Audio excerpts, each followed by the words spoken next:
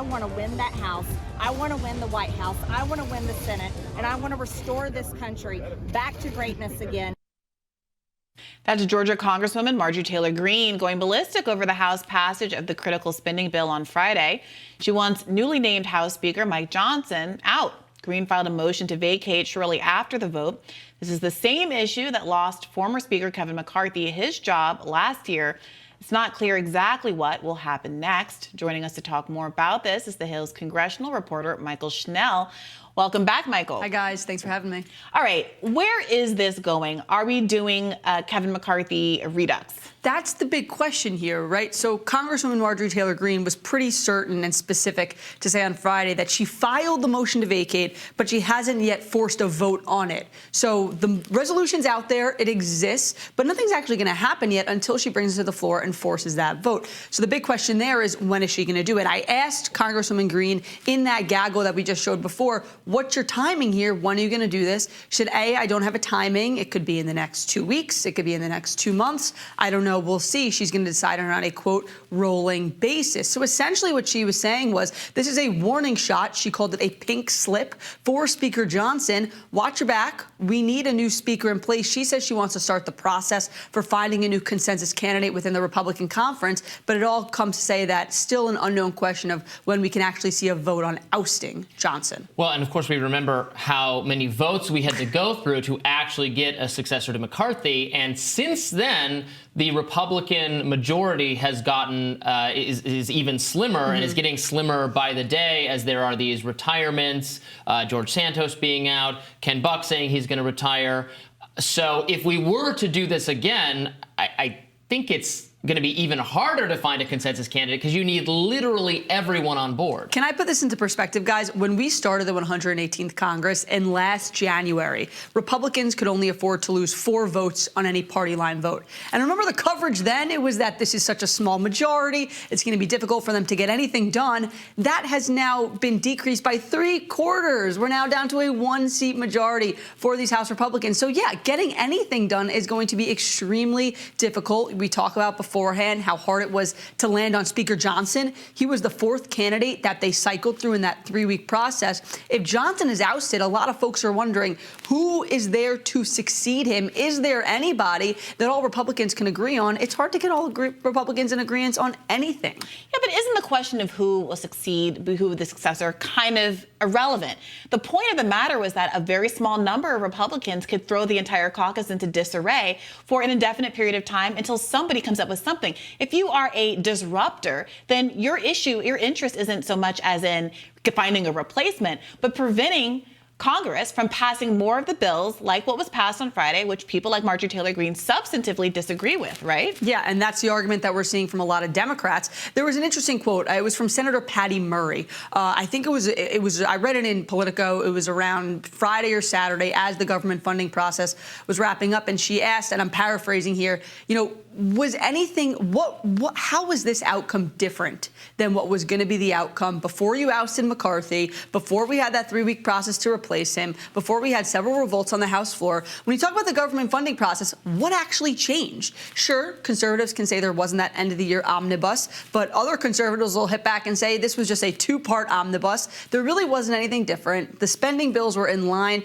with the Fiscal Responsibility Act that was passed in last June when they passed the bill to raise the debt limit. So this is what a lot of folks are saying, that despite all that disruption, it paused legislative business on the floor. I'll note right after Hamas attacked Israel, when a lot of lawmakers wanted to try to send aid overseas, pass a resolution supporting Israel, they weren't able to do that. And their main issue of spending, there weren't actually that many substantive differences when you now look at the process being wrapped up. So that's what a lot of folks are saying, is that there was this large disruption, but what did it get you? And that's playing into the conversation as Marjorie Taylor Greene dangles another motion to vacate. Marjorie Taylor Greene is, of course, a close ally, confidant of President Trump, who I think the perception is does not want necessarily speaker drama so close to the election. Why rock the boat? Since the polls have him up in a lot of places, things are looking good for the Trump campaign effort, and this could maybe hurt that, although I'm skeptical it would end up mattering all that much. Do you expect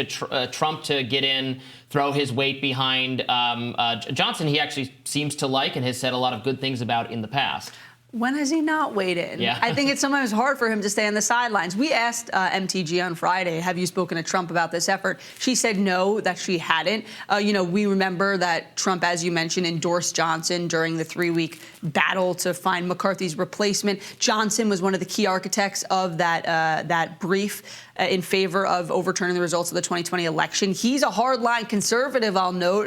Politically, he's very, very conservative. So someone who has been a close supporter and ally of the former president. So I think that we could possibly see Trump step in and support Johnson, though, we didn't see Trump step in and support whether or not with the motion to vacate. We did then see him play a role in that process to elect McCarthy's successor. I think we'll probably see Trump, if he weighs in, back Johnson, just because Johnson has been such a close ally of the Trump. But as we've seen in a lot of different situations, it's sometimes hard to predict how he's going to react. What have more establishment Republicans been saying in reaction to this motion to vacate? Oh, they're mad. They're pissed off. They're not happy with this. These establishment Republicans, a lot of them came to Washington because they want to legislate. They understand that there's a lot going on right now, a lot that Congress can be doing, particularly sending aid overseas to Ukraine, Israel, Taiwan, what have you. Also, with the election just months away, a lot of these Republicans, some in swing districts, don't want to have this chaos and paralysis on Capitol Hill because that's going to make it harder for them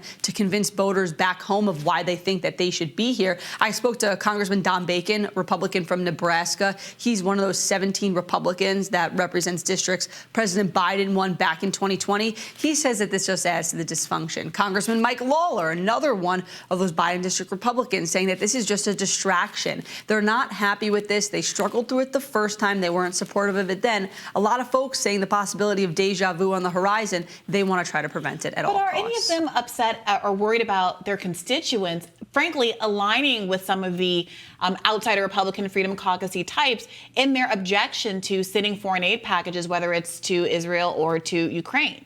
I mean, I think we'll still have to see that play out, right? I mean, the Ukraine portion's a big factor here. I personally think that, Marjorie Taylor Greene, she filed this resolution as the vote to avert a government shutdown was happening. So, you could say that the catalyst was government funding being passed. She wasn't in support of that minibus. Speaker Johnson had endorsed it. But if you read the tea leaves a little bit, Speaker Johnson for weeks has been saying, once government funding is wrapped up, we're going to head over to Ukraine aid. We're going to tackle that issue. A lot of legislative landmines around it, but we're going to head in there. We have to tackle it. Well, Congressman Greene sees that government funding, the final bill passing the finish line, that means next up is Ukraine aid. And she has been a very loud and fierce opponent of sending additional aid to Kyiv for months now. It's sort of been her issue. So I think that this was her warning shot to Johnson to say, hey, look, I'm still here. I'm still critical. You better be careful with what you do on Ukraine aid because I can bring this motion to vacate to the floor at any time I want. Now, there's a big caveat that I haven't actually mentioned throughout this conversation is that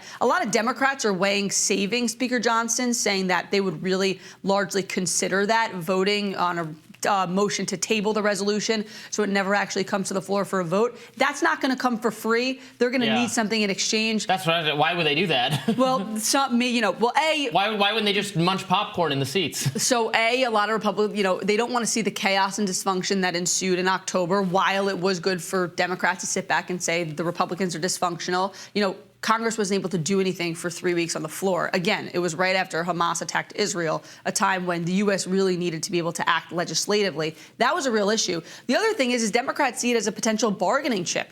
They're saying that supporting Johnson and helping him is not going to come for free. So could there be a power sharing agreement? Remember, it's only a 1-seat majority. Hakeem Jeffries can practically smell the speakership at the situation where they are right now. The other thing is it all comes back to Ukraine aid. Will Johnson agree to put the Senate passed bill on the floor for a vote? That could get some Democratic support. Will Johnson put any Ukraine aid bill on the floor, something that Democrats can, something that Democrats can swallow, that could be a trade for their support. Democrats don't want to see the dysfunction again, but they're not going to help Johnson for free. I think the point about the establishment ranks of both major parties being deeply similarly invested in both foreign funding for Ukraine and Israel is what the gains to trade is there. Yeah, I don't know that Mike Johnson wants the optics of being rescued by the Democrats. I think that could end up being an anchor in the long run.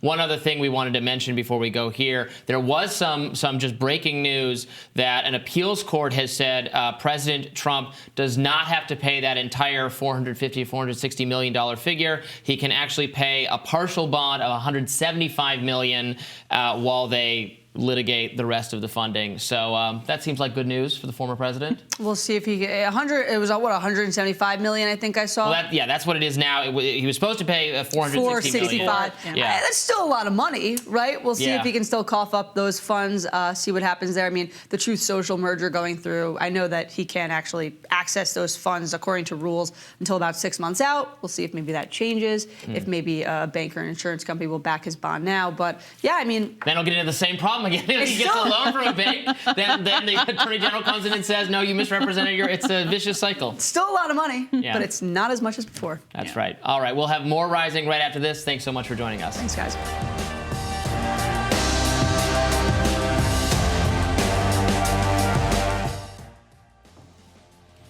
Thank you.